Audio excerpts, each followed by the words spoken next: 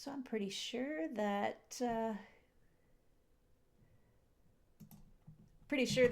we just kind of started everything a little oddly this morning, but um, thank you to those out in the chat today. This morning we are talking with seven.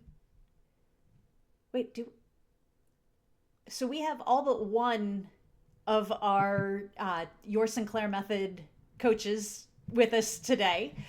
I'm going to let everybody introduce themselves. So I'm going to go based on how you're showing on my screen here. Bruce, go ahead and start us off.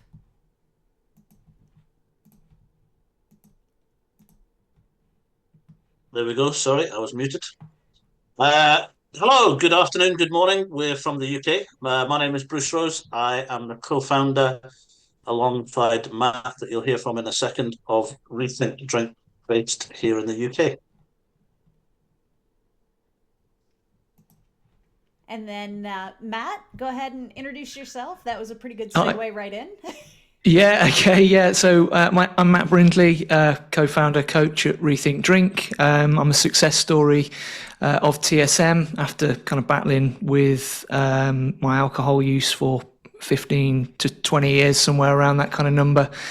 And TSM was just a complete game changer for me. And I couldn't continue doing what I was doing with my life. And I decided to take a different path and help others discover the Sinclair method and work through it with them. Thank you, Matt. So next up is Katie, who is coming back in 2025, a former coach who is rejoining us. Yes. Hello, everybody. Katie Lane from Thrive Alcohol Recovery, Sinclair Method success story as well, starting in 2017 after seeing Claudia's TEDx talk. This treatment changed my life so much that I started making videos on YouTube just to talk about it because I couldn't believe that everyone wasn't talking about it. So I started making videos, and that just kind of naturally evolved into me coaching people and now running Thrive. And I love to work one-on-one and in groups and just support people through naltrexone and the Sinclair method. It's a really life-changing treatment, and I'm grateful to be here. So thank you for having me, Jenny. Well, thank you for being here. And next up, we've got Samara. Hi, everyone. My name is Coach Samara. I am so happy to be here too, Jenny. Thank you so much for having me. I'm happy to see all you guys. Really nice to see you guys. So I'm a coach at Thrive as well with Katie. I am a success story of the method after seeing Claudia's TED Talk. So very similar story there. It's really interesting. When I was in the midst of my, TSM journey, I had a dream of becoming a success story and getting interviewed by Katie Lane on Katie's YouTube channel. So that was one of my, things that drove me to reach extinction. So anyhow, that's a little bit of my background, and I'm just really pleased to be here. So thank you for having me. Glad to have you. So next, we've got Steve. By the way, guys. Steve is our 2024 Your Sinclair Method TSM Coach of the Year. Stop. Thank you, Jenny. I'm Steve. I developed a very unhealthy alcohol habit in London, working in the advertising industry over a 10-year period or so, entertaining clients, which started out as a whole load of fun and the best job in the world, and ended up being something very lonely and toxic. From it, with all these mistakes and all the things that were going wrong in my life, I decided to run away to Spain to save my alcohol problems, which I fast learned that running away doesn't stop you from developing alcohol use disorder, or doesn't get rid of alcohol use disorder, but actually it was a move that led me to a rock bottom. Had a bumpy ride through rehab and AA, which fortunately led me somehow to the Sinclair method, which saved my life probably. I'm a coach now with you guys at Options Save Lives and with in the UK as well with Rethink Drink with Matt and Bruce. And I've learnt my lesson to live in Spain as a British guy and never mention to those guys what the weather is here. All right. Thank you, Steve. Next, we have Claire. Go ahead and introduce yourself, Claire. Hi, everyone. I'm based out of London and Los Angeles, which is why Jenny never knows where I am when she talks to me and what time of day it is and what the weather is. I was involved with the Sinclair method way back at the beginning with Dr. Roy Escapa, who I knew as a personal friend and introduced me socially to David Sinclair. I found the whole science behind the method fascinating and so simplistic that I didn't believe it could really be real. And over the years, I think we've all proven that it is indeed real, that there's a very high success rate. Claudia being the first proof of that. I met Claudia socially through Roy when she came over to London to first meet Dr. Escapa and David Sinclair. And I think, the proof is in the statistics. This method works. People always ask, I know you all would be very rich if you had money, by the number of clients that have asked you, why haven't I ever heard of this method if it's so good? And I think there's a lot to be shown to the wider world. It's just getting the message out. And you've all done so brilliantly with that. And I just wish that there were some way, and I know you're pushing as hard as you can, Claudia and Jenny, to further this. I just wish we could push further and further, and I'm not sure how to do that, but I know it will be figured out.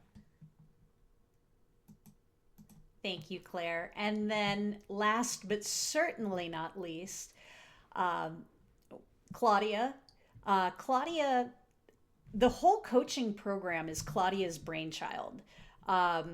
She's the one that had spent so much time helping people individually just through email for free that she dreamt up the idea of having an entire coaching team with people around the world, which we have today. And so, Claudia, go ahead and introduce yourself for any rare individual who may not know you, and talk a little bit about what the growth and the reality of this coaching team and program has meant to you. Well, you everybody for being here. It really it touches my heart to see, much like Samara had the vision that Katie would interview her, I had this vision of a global network of coaches, and it's come to fruition in a small but delightful and impressive way. A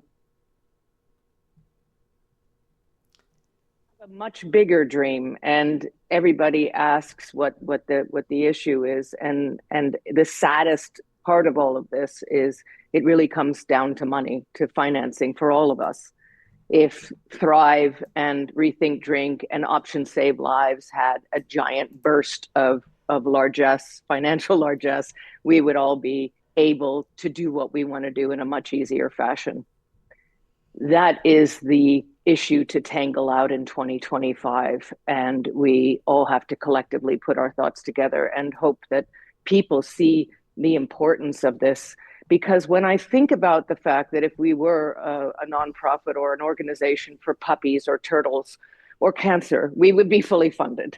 If we can reduce the stigma and the shame, and we can put real faces on this issue, if we can put mothers and fathers and children and teachers and people who work in any field, put their face out there and say, you were helped, your life was saved by this method.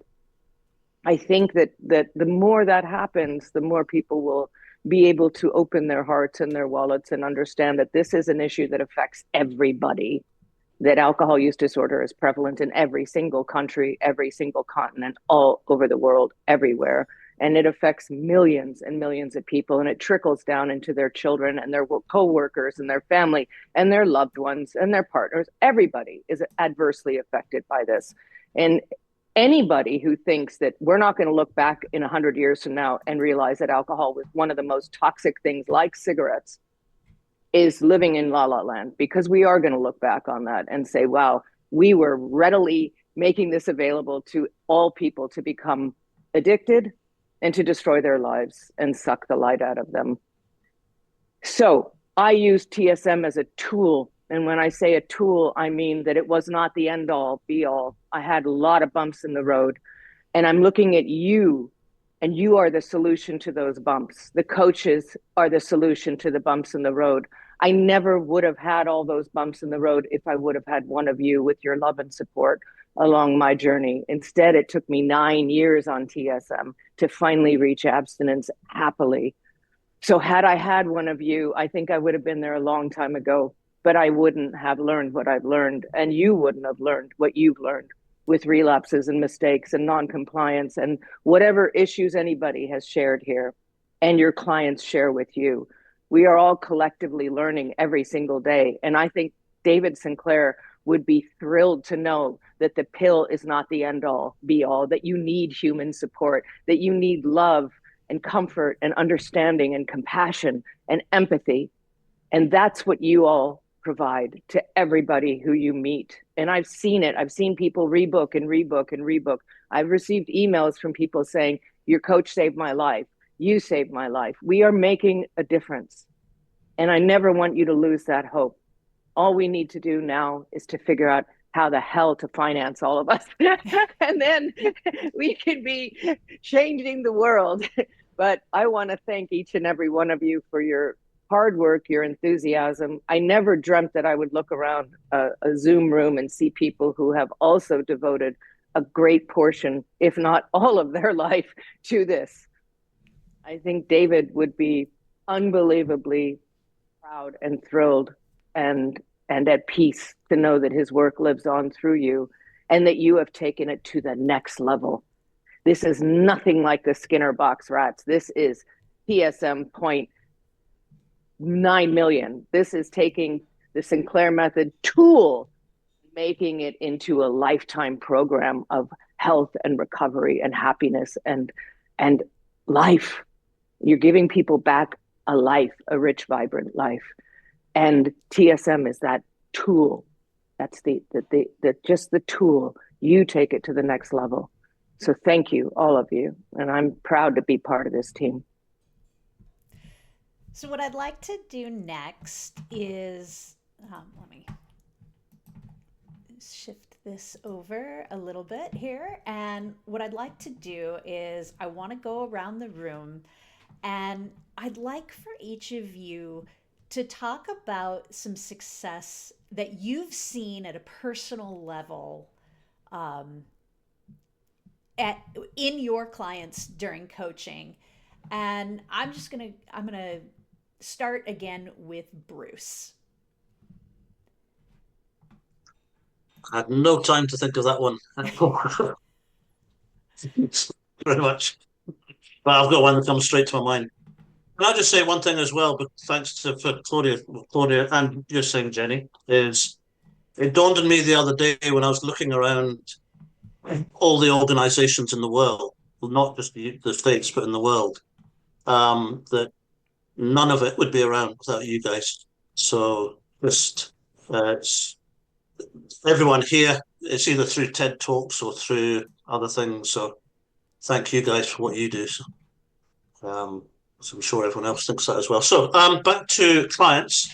I was speaking to someone this afternoon just about the way the program works for individuals' lives and how they're working with it. I worked with a lady who lives fairly near me in the north of Scotland here, who is 74, and she'd been struggling with AUD for 30 years. My background was rehab center management, and she had been in and out of rehab centers all her life.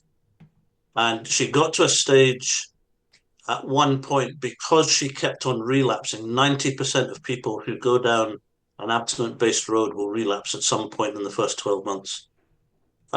She kept on relapsing. She lost a marriage. She lost kids, etc., etc. She ended up in psychiatric hospital twice because every time that she relapsed, the only solution that they had for the relapse, because the starting point is willpower, was it had to be turned around, pointed back at her, and she was told it's all your fault. And eventually, after years and years and years of being told that, with the guilt and the shame, it ended up with self-image, psychiatric issues in hospital. Long story short, she got on the program, she got on naltrexone, and I think within a space of about 4 months, she was drinking half a bottle of gin a day that had come down from a bottle of gin a day. And today she'll drink 2 to 3 times a week. But every time we speak to her, she said, "Why did someone not tell us about this 30 years ago?" And like Claudia and everyone else is saying, that the solution's out there. I will even stick my neck out even further now to say that if people are compliant with the medication and they have the right support package, then alcohol dependency today is completely treatable. Thank you, Bruce. Claire, how about you? Do you have a success story or the impact that you see in your clients that you can share?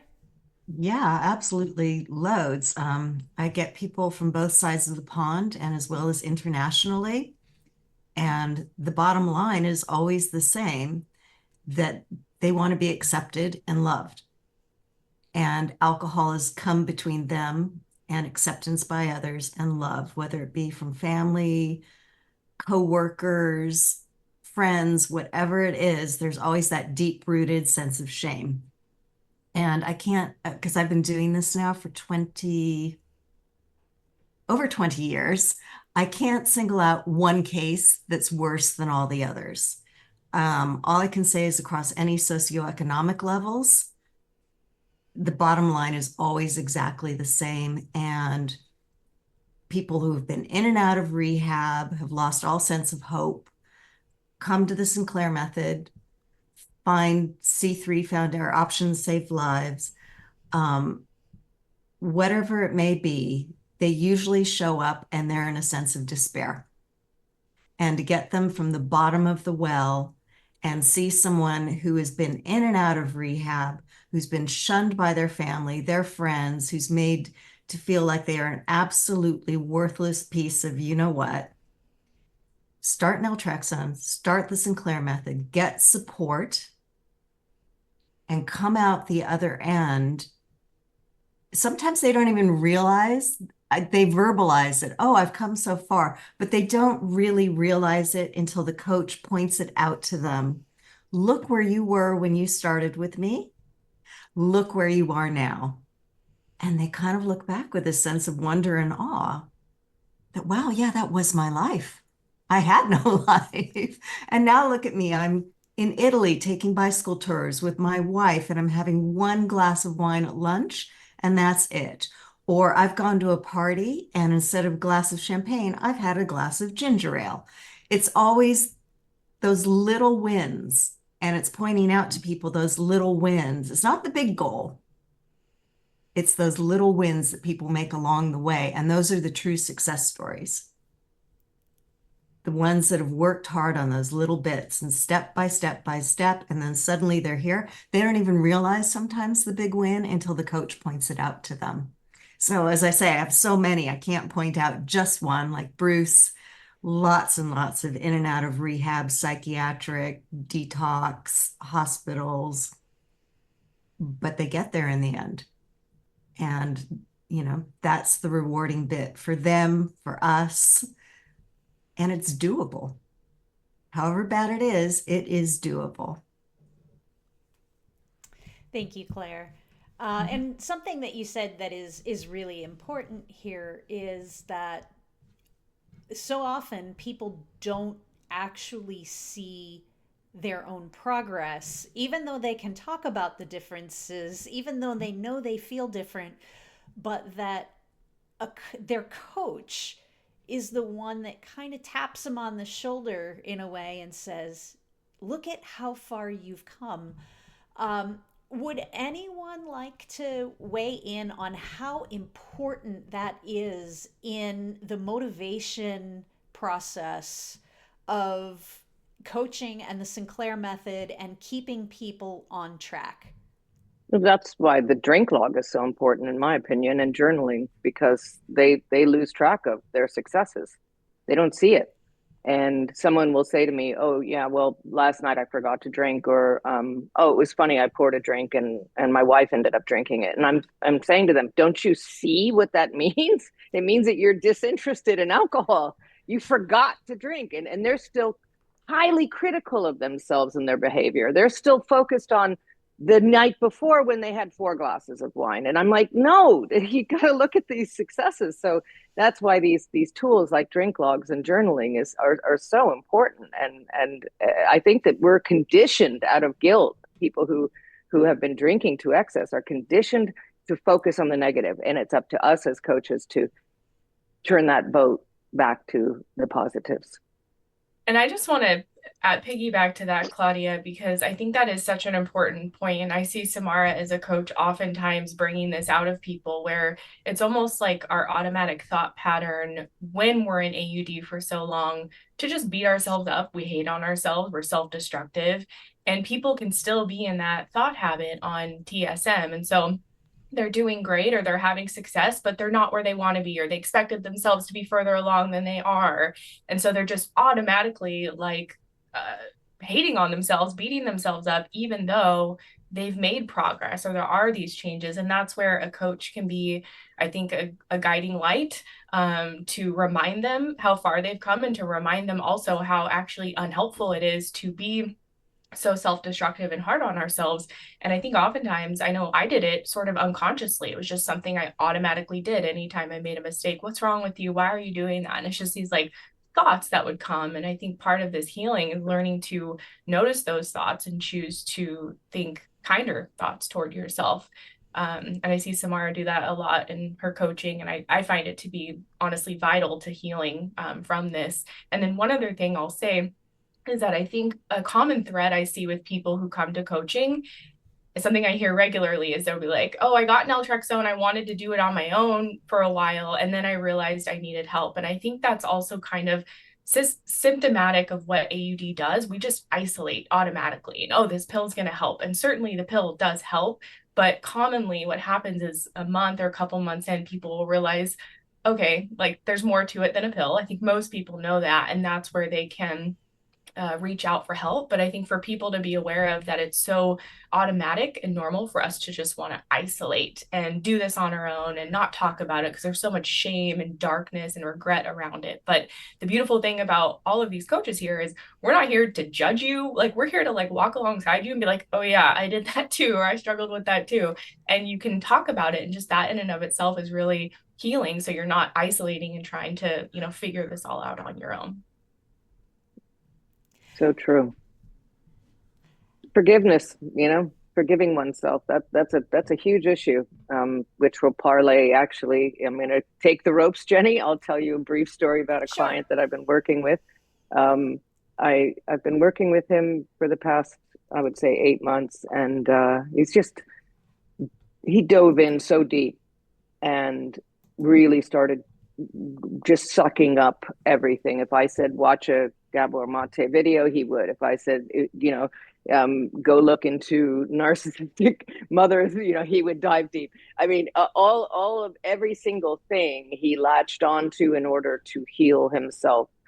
And the reason why, in my mind, he's such a success story is not only was he working on that, but at the same time, he rebonded with his dog. He started to heal relationships with his spouse and family. He started going on long, long walks and working on his mental health. He started fishing again, which he loved. All of these things made for this absolutely beautiful recovery. This man, and not to mention 100% compliance. Literally, there was only one time when he forgot to take the tablet in 8 months, which is phenomenal and has a lot to do with his success, but it's everything else he was adding on to it. And the one thing that we've been working on religiously for 8 months is forgiving himself. because all of that guilt and shame and, oh, would my kids have been healthier had I not been drinking? Oh, would my marriage still be intact if I wasn't drinking? All those what ifs is not helpful in the least bit during recovery.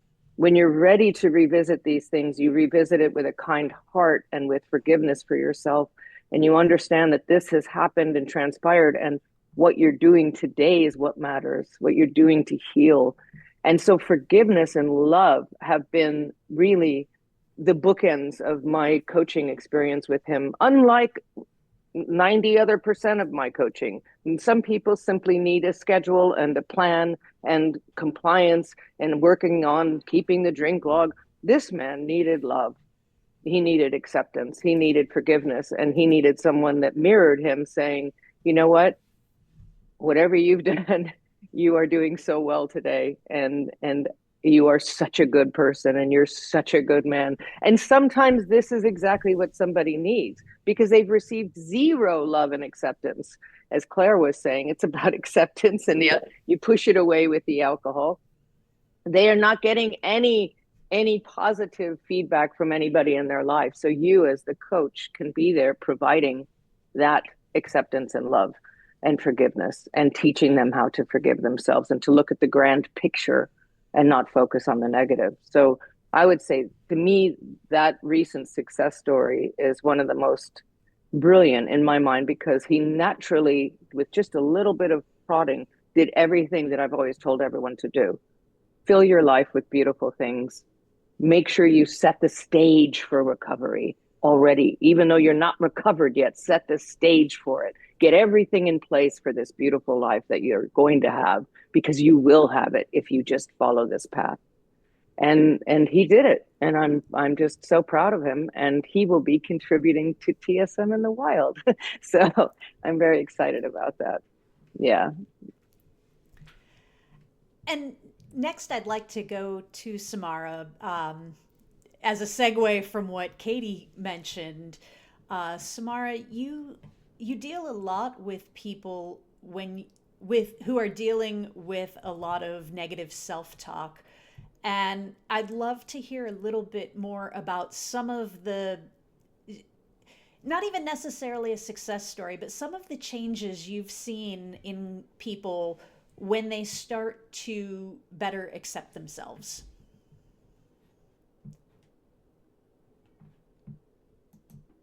Sorry about that. So at the moment, you guys, I'm having a dog barking fest in the other room. So if you can hear that, let me know. I actually can't hear that, so so you seem to be fine right now. I don't know what's going on out there, but I'm scared to see the results of that. There's 4 dogs, so anyhow, thank you so much for calling on me. Yeah, I relate to what Claire said. A lot of my clients come to me with this worthiness wound, I like to call it. And just they're just demoralized, from years of AUD, years and years, decades of AUD. And it just completely destroys our self-esteem and our self-worth over that time. And that's what happened to me. And so I had to build myself out of that, through adopting a growth mindset. And so that's what I teach a lot about in my coaching is, how does one come out of that and develop a growth mindset from being literally in the toilet, as far as like my self-esteem was in the toilet. I hate to say that, but it was. And so, yeah, I work with a lot of clients on their mindset and getting them to think higher of themselves and envisioning that amazing recovery future. Like what would their future self be like? How would their future self look at and view alcohol, right? Because ultimately it is an identity shift, what we go through with this. We end up viewing alcohol totally differently, right, than how we used to.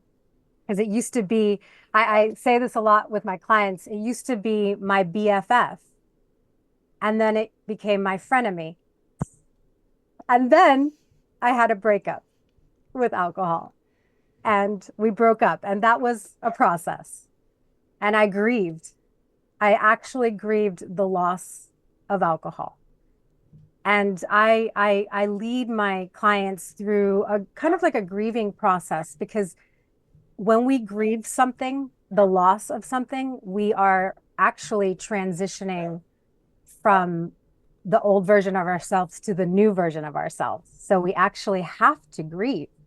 And it's a very loving and affectionate thing that we can do for ourselves, to grieve the loss of something, even if it's alcohol, right?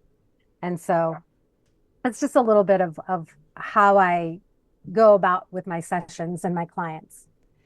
Well, and Can you hear? Oh, sorry, could you hear that? Is it quiet with the dogs? it was occasional. It's fine. Okay. I'm like, because it's like super loud here. So thank God that it's not. Okay. So you mentioned the grieving process, and we see that a lot with people. They'll be a few months into the Sinclair method, and they don't actually recognize what it is they're going through, and they'll talk about the fact that they suddenly find themselves just kind of being a little more irritated and a little more kind of on edge a little bit, where they've seen some reduction and they've seen some changes, and so a lot of times it is that they're going through that. And and I know that this is not an easy process. So talk just a little bit more about the self-compassion that you have to bring to your when you're going through that particular stage of the recovery and healing process while on the Sinclair method. And that question was for me, right? Yes. Okay. And then after you're done, if anyone else would like to add in, please do. Yes, thank you, Jenny. I'm so glad that you brought this up. This is one of my main things that I drill into my clients in a very loving way. But I show them how to offer that themselves this enormous, extraordinary self-compassion. And it's something I never learned growing up or as a teenager or anything like that. I had to learn this as an adult as well. And I mean, it hands down changed the outcome of I believe that I'm here today because of that self-compassion that I had for myself the most when I was struggling, right? When I made a mistake, when I wasn't measuring up, when I was missing the mark, offering myself that enormous self-compassion and kindness, just learning how to become a supportive friend who could guide me. I was becoming that for myself. And now that's what I instill in my clients. I teach them how to do that. So a little bit about that. Anyone else want to jump in on the importance of self-compassion and how a coach can help foster that? Well, we, as you mentioned before, we're conditioned when we're suffering from this, we're conditioned to isolate, like Katie was saying. I mean, we just isolate because we think that we don't deserve compassion. We don't want to bring anyone down with our problem. We don't want to share it and ruin their day. We don't want to confess to somebody because we're embarrassed, we're ashamed. But the second you do that, you are free. You sort of set yourself free. You liberate your ability to heal by simply expressing, I need help, I need love, I need to share this with someone, I need your support. And as Samara says, it can be yourself, it can be you as your best friend, but then that might lead you also to then join a community like Thrive, or to get a coach, or to share this. Because once you do that, alcohol wants you to be alone. It wants to be your only lover, your BFF. That's what alcohol wants. So the second you break up with it, or you start the process of breaking up with it, you need another friend. And that friend can be yourself, but it also can be your community, your coach. And the second, like I said, it liberates you to talk about it. When I have to say, as daunting and scary as it was to write Babylon Confidential in 2010, whenever I started that book, it was liberating because it was finally like, let me get this demon off my chest and put it out into the world and say, you know what, this is what happened to me, and it could happen to you too. So in some way, admitting this in a loving environment actually helps us understand it better. The more we isolate and we sit alone with our problems, and the more we try and micro manage our recovery by ourselves, I think the more we're actually doing what alcohol wants us to do, which is be alone. So I think you're right. You can not only be your own friend, but then you can open yourself up to receiving help and love from someone else. And then we haven't really heard a whole lot from Matt and Steve, so I'm gonna call on you guys. Let's go ahead and start with Steve. You have, as part of what led to your Coach of the Year award, you took on about a third of the coaching for this year, from the entire program. You have had a lot of people who come back over and over again. Can you talk about the importance and the assistance that your clients find when they schedule regular appointments with you for follow-up and for accountability and for motivation? Yeah, of course. It's hard to pinpoint. It really depends person to person. But I think I've found, again, coming back to the self-compassion thing, just touching on that subject, is that I kind of find that a lot of you'll get through the initial stages where you see that the medication's doing a lot of the work, and you'll get yourself into the program. And then there comes a point where I feel like the self-esteem that's come down across all the years of building up a problem with alcohol comes back into play when you're speaking to people about changing habits and behaviors and their lifestyle, how they're going to move forward from this, like Samara was saying, in terms of the grieving process. And all of that can then become this big barrier, because I think that we're taught through the abstinent roots in particular that you need to turn your whole life on its head, and you need to stop seeing these people, you need to stop going to these certain events or places, and that's going to completely turn you back the other way.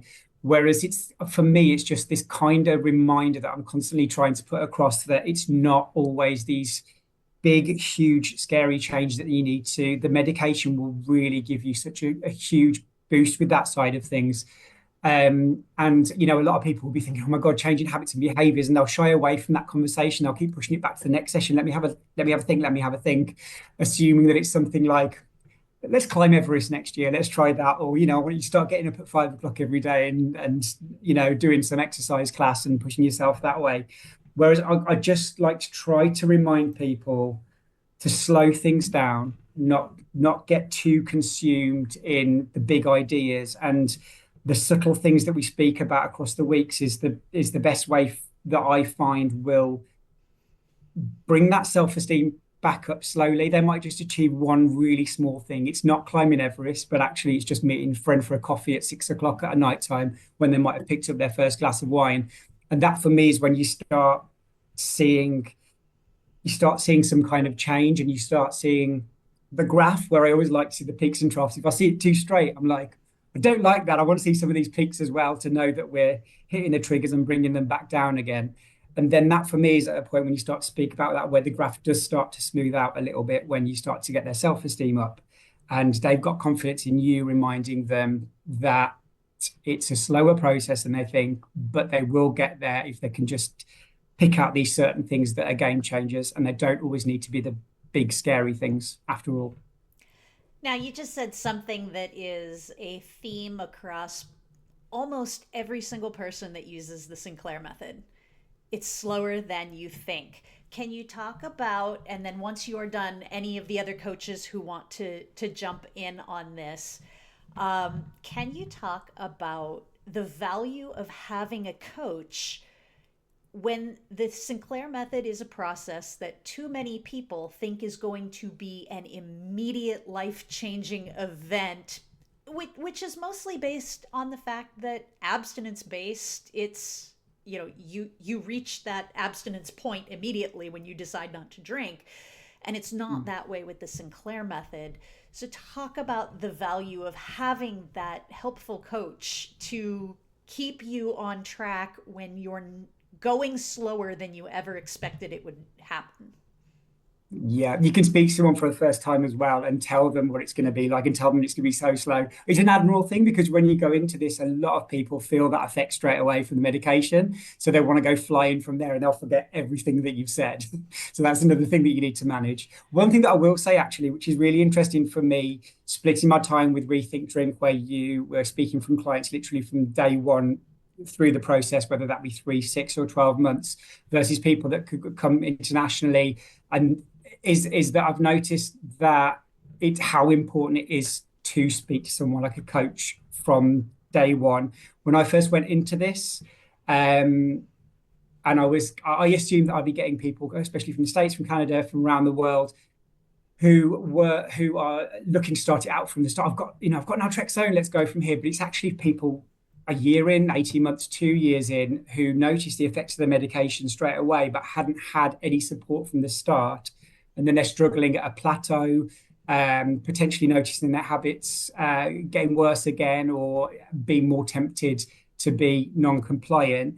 And it's really seeing those two sides of it has made me realize how important it is to have from the start. And it's great when people come up and pick up a coach later on. But when you've started out this journey with that low self-esteem, sorry to bang on about that again, and then you go into a program, you have this medication, which you've seen has an 80% success rate, and you've seen how powerful the medication's been, you'll then have even lower self-esteem because you feel like you've already failed at something that's meant to be the absolute game changer. So, sorry, I don't know whether that's a long way around what your question was, but that's a huge, the importance of having it right from the start. And in terms of the pace of it, I think as much as everybody wants it to be quick and to bang through it as soon as possible and have their life changed, I've got examples of my own personal journey with this, where if I didn't have those peaks back up and me testing the water in different situations, standing in a nightclub in Spain, trying to drink through the medication, feeling like an idiot, completely feeling flat, but drunk. And at that moment, I thought I failed. This is another, but looking back now, it was just one of those triggers that I was building a new association with the medication and my old habits. And I needed that slow pace and those peaks up in the graphs that we see in the drink logs to get me through the program quicker and not to have to face those further on when I thought that I'd have kind of overcome it or reached that point of extinction that a lot of people speak about. So before I let anybody else jump in, I just want to clarify, because we're recording this, and I would love to have this in a clear clip. What I'm hearing you say is that while it is wonderful that people farther along in their journey are taking the time to get a Sinclair method coach and do TSM coaching, that where the biggest benefit you see is when people start with a coach sooner, they're seeing better progress. Is that? Yes, absolutely. Yeah.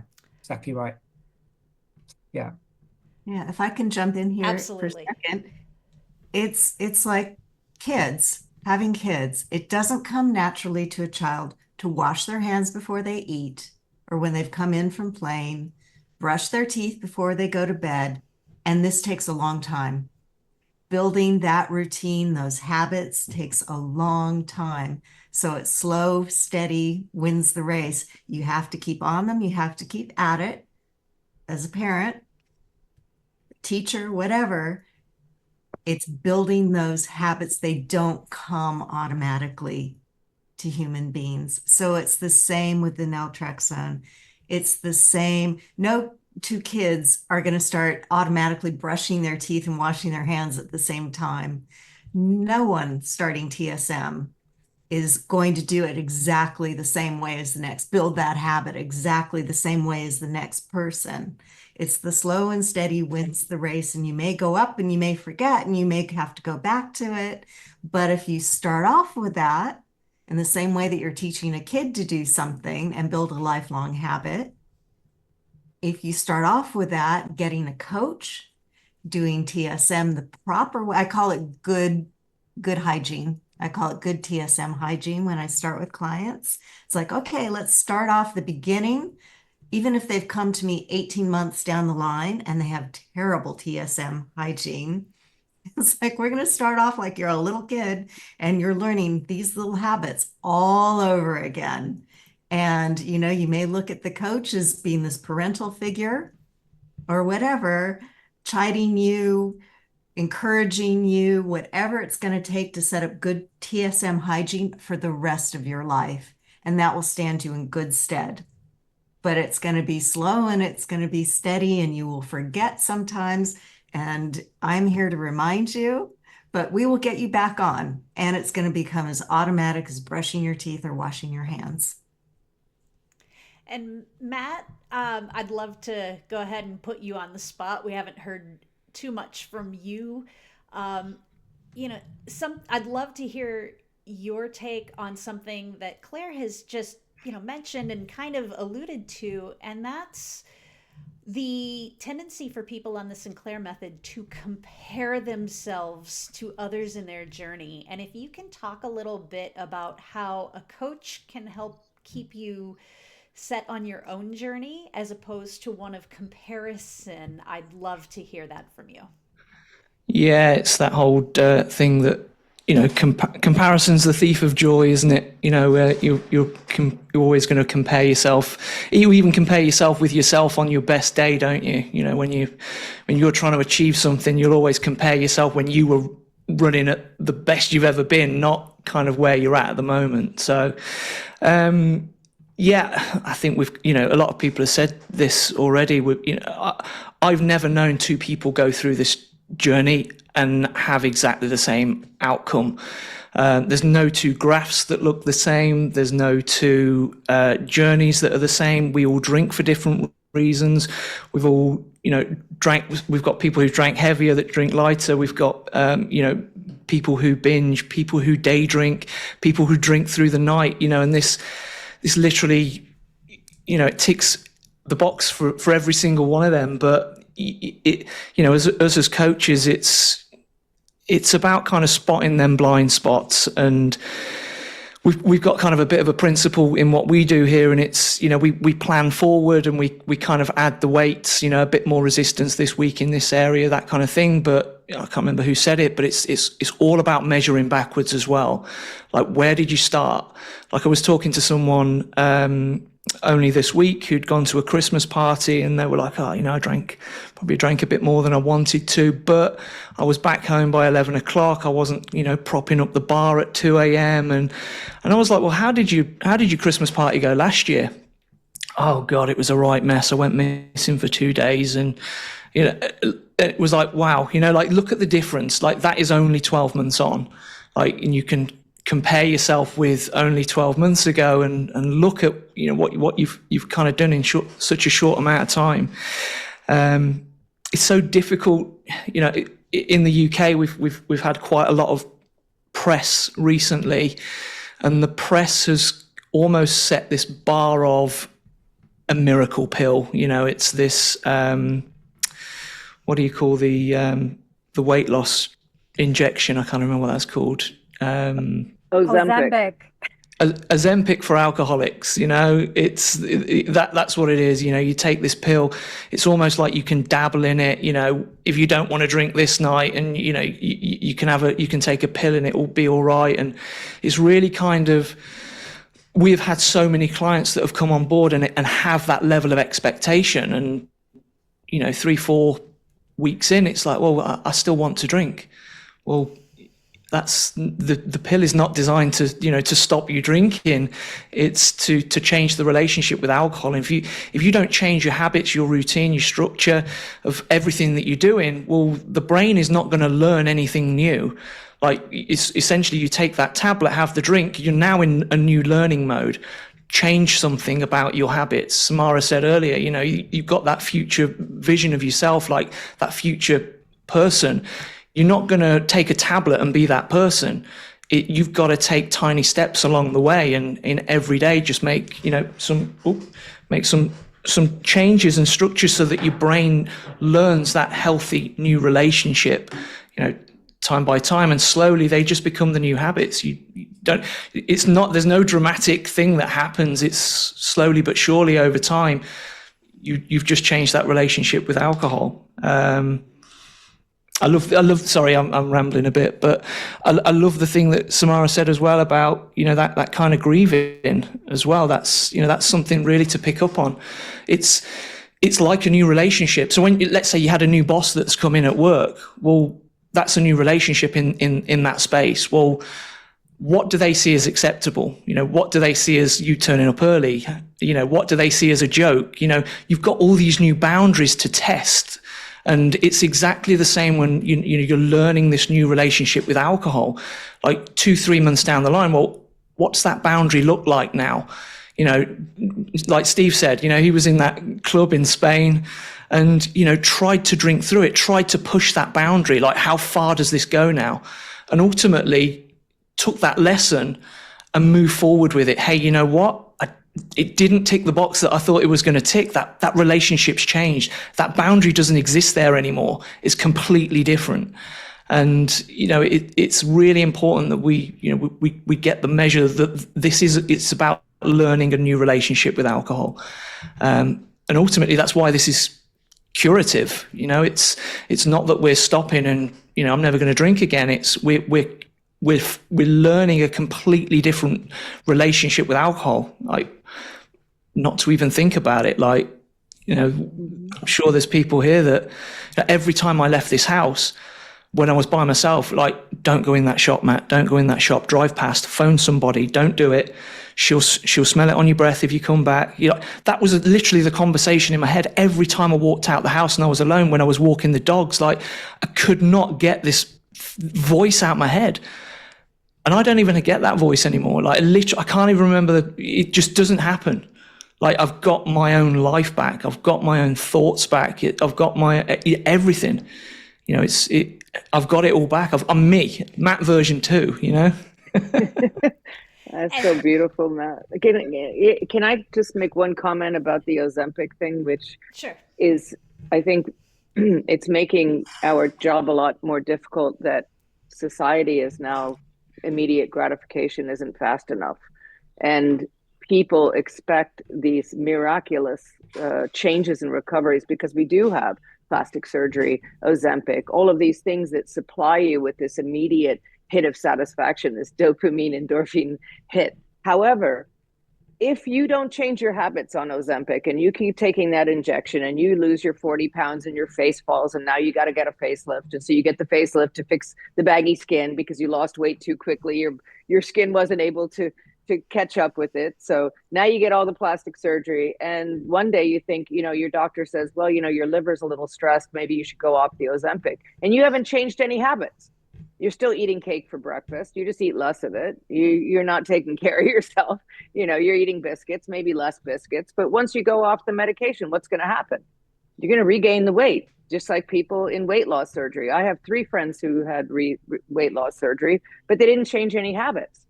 So what happened to them? They became physically dependent on alcohol because they never stopped drinking alcohol, and now their body couldn't break it down as well. And they also were eating smaller portions because they literally couldn't eat anymore, but eventually their stomach stretched back out again quite a bit. So they started regaining weight slowly. So I think it's so important, Matt, that what you're saying is to tell people to just really understand that this is a lifetime commitment, a lifetime change, and you are getting something back invaluable, your life. your rich, wonderful, complicated, messy, beautiful, vibrant life. And that's not something that's going to happen overnight. When did you start drinking? How long did it take you to learn the bad drinking? So that didn't take one night at the pub. It took years or months or decades. So I think this is really important to understand that what we're dealing with is a society that is under the belief that anything can change quickly and they can get whatever they want with money, and that they can purchase what they want, including health. It's just a shot away because that's what they're being force fed, that belief system. We have to actually undo that belief system with our clients. Yeah, it makes headlines though, doesn't it? That's unfortunately. It's sensationalism though, and the UK press is notorious for that. What did they used to call nalmefene, the anti-binge drinking pill? That was actually more appropriate than Ozempic for alcoholism. Well, I think one of the things that issues I have with Ozempic for alcohol is they are actually testing the drug, the generic version of the drug that Ozempic is for alcohol. So there will be an Ozempic for alcohol that is actually Ozempic. So, but Ozempic is it's an injection. It's literally nothing at all like the Sinclair method. It's such a false equivalence. It's not taken the same way. Literally the only thing that it has in common is they're both considered off-label use. That's it. And so personally, I cringe every time I hear somebody say Ozempic for alcohol because, first of all, it's so incredibly inaccurate. Second of all, as Claudia said, it's very sensationalist. And as Matt mentioned, it gives people an incredibly off-base idea of what the Sinclair method and what naltrexone actually does for a person, how it's used, and what the results and time can be. So I personally find it much more damaging to the cause of the Sinclair method and getting it out than it is helpful. Thankfully, at least it's getting people to folks like Matt and Bruce and looking up us and getting people into our coaches and getting the resources and medical providers who actually understand the way the Sinclair method works, the amount of time it takes, and the additional support systems that are needed.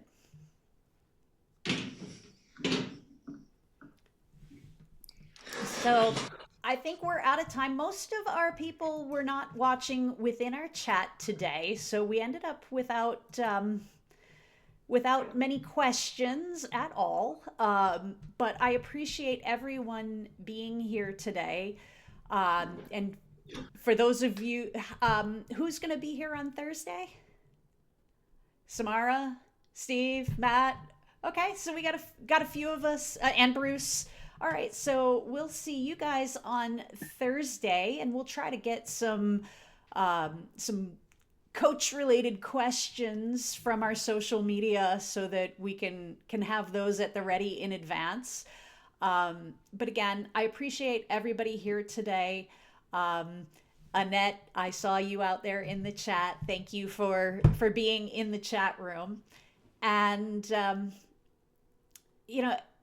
again, this is recorded, so people will be able to see this after. And I'd like to just impress on anyone who sees this video that this all happens because of the wonderful people that you're looking at here, the coaches that are surrounding me. And, and our coaching program operates at a loss right now. So honestly, guys, if you're watching this, if coaching has ever helped you, if you care about somebody who struggles with alcohol and you want to help resources continue to be available, please consider donating. And you can find that directly on our website, c3foundation.org. There's a big old donate button that you can go to. Thank you, coaches. I appreciate everything you do. and Thank you, everything coaches. you all bring to helping people on the Sinclair method every single day. I second that. Thank you, everyone. You're wonderful and you're saving lives every day.